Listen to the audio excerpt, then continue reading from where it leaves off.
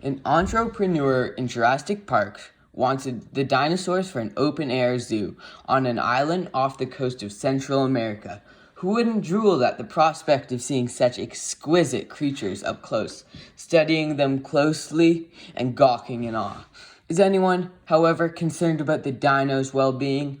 They'd be returned to a world that was very different from the one they dominated 160 million years ago, with very different air, plants, and animal life. Even the most ferocious dinosaurs may be wiped off by a little virus against which they had no natural defense. Bringing back the T-Rex and Triceratops would, I believe, be simply cruel.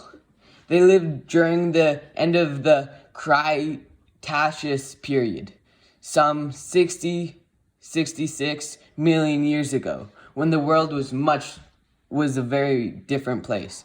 It was considerably warmer, there was no ice caps, sea levels were high, and oceans lapped far onto the land.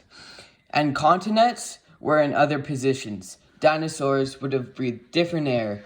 There is much more carbon dioxide in the atmosphere, eaten different foods. Grasses and flowers had just started to evolve, and there was none of the grasslands or vast flowering forests of today, and interacted with different animals. What about the humans' well-being? With a little better zoo care, the monsters wreaking havoc on the island could be contained, according to the film.